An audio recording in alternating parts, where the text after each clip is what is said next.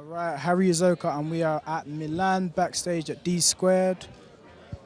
It's lovely, man. Tu mets en So coordonnée? crisp, oh so Je groovy. m'appelle DJ It's James. nice, it's nice, it's nice. Ah, he's Ooh. What place would you say? I would say like sort of like maybe 1950s post-war. I mean, Today's story is about a young man who paved a way of success for himself in an industry that often minimizes the definition of beauty to strictly European standards. In his short 25 years on Earth, he would make a name for himself in the world of fashion by walking the runway for worldwide fashion brands, gracing magazine covers and billboards, and mixing and mingling with the who's who in modeling. This popularity drew in many admirers, but also those who felt threatened by his success. One person in particular was very insecure about the subject of today's story's fast rise to fame. And when the opportunity presented itself, this person allowed their ego, jealousy, and obsession to turn into a catalyst for murder.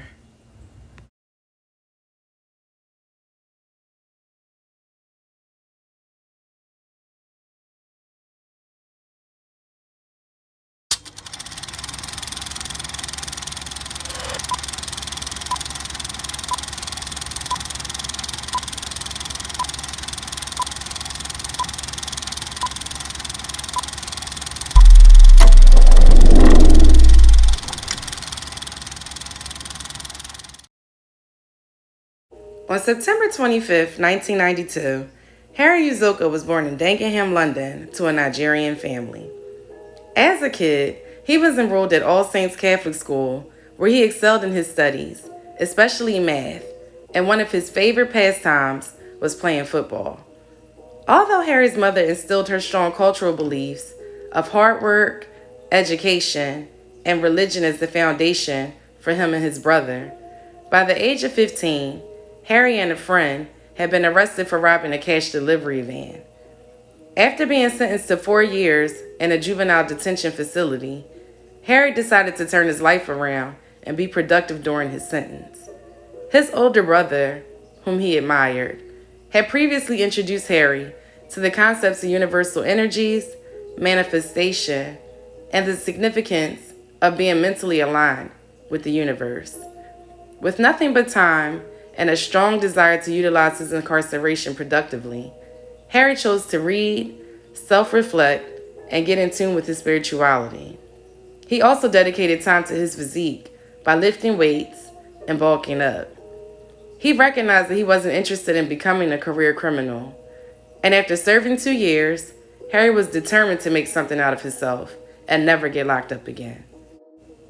After his release, Harry pondered around different ideas and eventually settled on registering for college courses, but he knew that he wanted to make a bigger impact on the world.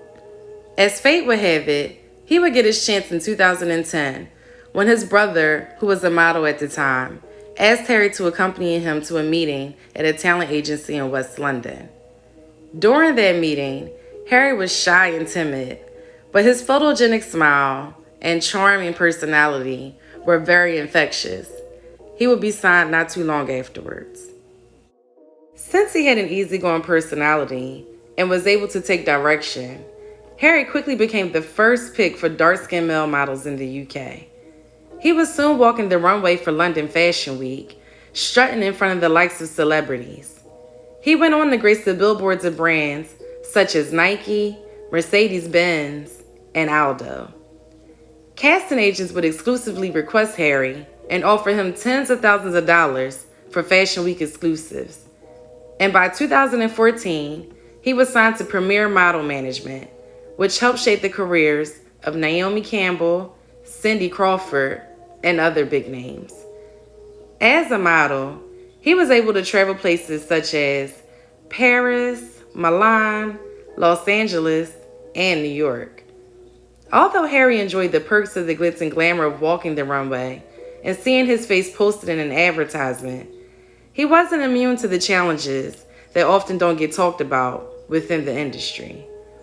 The daily routines of going to different casting calls, the long wait times, and having every detail of your physical appearance analyzed with a fine-tooth comb. These truths, combined with the lack of diversity and less pay for male models, surely would make even the most resilient person cower. But Harry made the most of these circumstances and could often be found conversing with other models to pass the time, always smiling, always humble. Harry aspired to be someone that other up and coming black male models could look up to and learn from. And even though there were very few options for models of color, instead of trying to compete with his counterparts, he wanted them to work together as a collective. A lot of young black boys that live in poverty-stricken areas aspire for a way out, and Harry made modeling something that they too could also do to lead to a better life. In 2011, he told the British men's fashion magazine, Boys by Girls, that he wanted to be a role model for other black models and how iconic it would be to be one of the first black guys to do so. By 2016, Harry appeared in dozens of magazine editorials, such as Rolling Stone, Arena Home, Roller Coaster Magazine, Vogue, and the list goes on. He also walked runway shows for many designers, including but not limited to Christopher Shannon, D Squared 2, Alexander McQueen, and London College of Fashion. By 2017, Harry had become more than a young boy who had a fascination with horror films and credited the Paulo Coelho book, The Alchemist, as one of his favorite reads. He had developed into a superstar whose success was on his way to propel him to unimaginable heights. And to top it off, he also was in a relationship with Ruby Campbell, an Australian model signed to Priscilla's modeling agency. As one stylist would later state, to the creative black community, Harry was not only a model, he was a living representation of possibility. George Coe was born in Liberia, and when he was 2 years old, his family moved to Britain. His mother was a retired chef, and his father was a security officer. Similar to Harry, in his teenage years, George was arrested for drug possession and assaulting 2 police officers. It is unclear what, if any, jail time George served, but after his criminal stint, he enrolled in college and majored in business economics. It was during his time in college that George was approached on the street by a talent scout who was interested in his look and build. Although George had never considered modeling as a career choice, his curiosity about the fashion industry and his desire to travel made him open to the opportunity. He was signed to the D1 agency in the fall of 2013 and was able to acquire numerous jobs immediately afterwards. In 2014, he was in an editorial for the spring issue of Double magazine and for the fall issue of 10 Men magazine. He would go on to walk the spring shows for fashion designers such as Top Man, Richard Nickel, and Kenzo. Between the years of 2015 and 2016, George was featured in a plethora of magazine editorials, such as Dazed and Confused and the November issue of Esquire UK. He also walked in a multitude of fashion shows for designers like Margaret Howe, Alexander McQueen, Katie Airy, and Lavon, while continuing to book jobs with designers such as Louis Vuitton. George, like Harry, became a go-to model for high-end fashion labels and was able to consistently keep an influx of work. Even though he was at the top of his game, George found modeling a lonely career. He would often be the only black man out of a dozen other male models during a photo shoot, and there was a lack of representation of stylists of color who could style ethnic hair. Although he was sought after by designers, on many occasions, George and other black male models would have to compete with each other for extremely limited bookings. Frequently, George would run into Harry at casting calls, and the competition seemed to really affect George, but he and Harry were always cordial with one another. Harry would even give George pointers on his runway walk and give him suggestions about which were the better agencies to work with. Despite them having similar backgrounds and both having a fast rise to fame, they carried the weight of that success extremely different from the other. Harry was known to maintain humility with his newfound fame, whereas George was described as being egotistical, materialistic, and cocky. One of his acquaintances revealed that once he was out eating at a fancy restaurant and took a picture of his bill and sent it to a girl to impress her. Harry and his friends ended up starting a group called Just the Norm, which was comprised of young black male models with the aim of supporting each other and getting ahead. Observers would note that the men treated one another like brothers and seemed like a secret society of which everyone wanted to be a part of. The group of young men would often hang out and work together to perfect their craft and maintained a friendly competition amongst one another. George was aware of the group Just the Norm from social media and mutual associates, but he was never offered to participate in it. This seemed to make George start to follow Harry's every move, and some sources reported that George had even started to emulate Harry's playful mannerisms and photo shoots. Harry's friends would even joke that George seemed obsessed with him. He started doing odd things, such as trying to befriend Harry's friends and family on Instagram, even though their accounts were private. Later on, George would testify in court that the friend requests were random and caused by an app that helped social media profiles to gain followers. Tensions between George and Harry began to boil over after George befriended a French model named Anicetta Lafon, someone whom Harry had recently befriended on social media as well. George invited Anicetta over to his home to hang out, and she agreed. Although it was their first time meeting in person, however, instead of attempting to get to know Anicetta, she would later say in court that George just kept trying to sleep with her, even though she had remained adamant about rejecting his advances. Afterwards, she said he started asking her a lot of questions about Harry.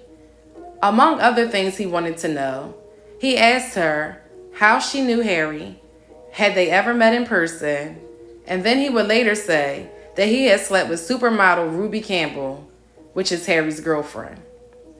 The following week, Anicetta met with Harry and told him about what George had said. Harry initially laughed it off and wound up showing her messages that he had sent to George, telling him to stop spreading lies and rumors about him.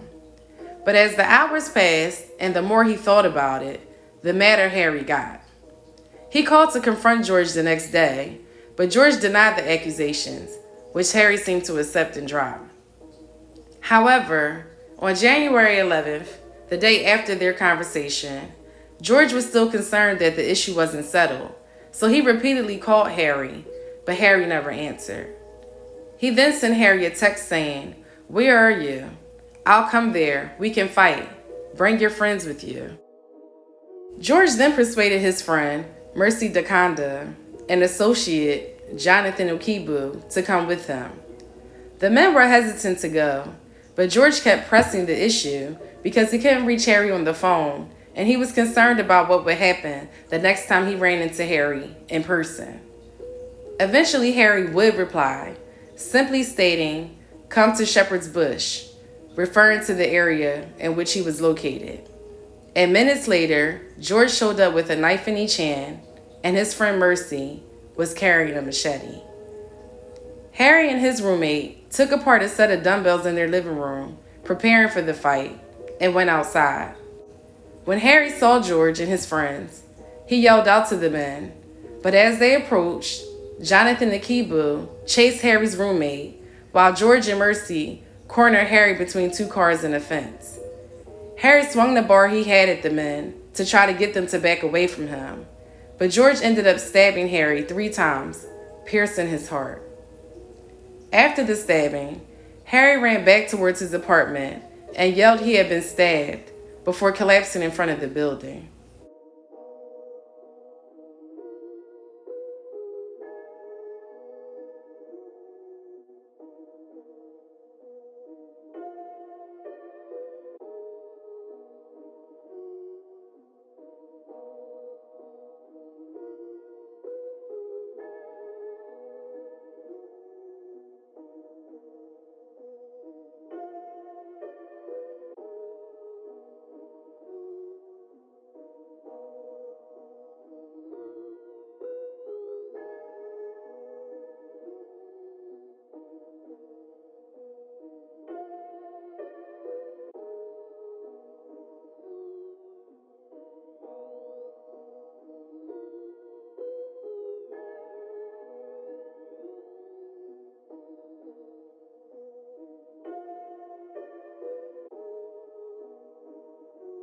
First responders attempted to revive him, but Harry would unfortunately succumb to his injuries. Meanwhile, George confessed to a friend that he stabbed someone, and they prayed over the phone that George could learn to make better decisions. At this time, he wasn't aware that Harry had died. After finding out about Harry's death, 3 days later, George turned himself in and was charged with murder and possession of an offensive weapon. He pled not guilty, and during his trial, he said he didn't mean for Harry to die and was only acting in self-defense. On September 21st, 2018, George was sentenced to life in prison for murder, with a minimum of 25 years behind bars. His machete-wielding friend, Mercy DeConda, was also convicted of murder and sentenced to life with a minimum of 22 years. Jonathan Akibu was found guilty of manslaughter and was sentenced to 14 years. This story is a tragic tale of two people whose lives were cut short over seemingly trivial issues. Harry's memory continues to live on amongst his peers within the modeling industry as a bittersweet reminder of who he was and who he could have been.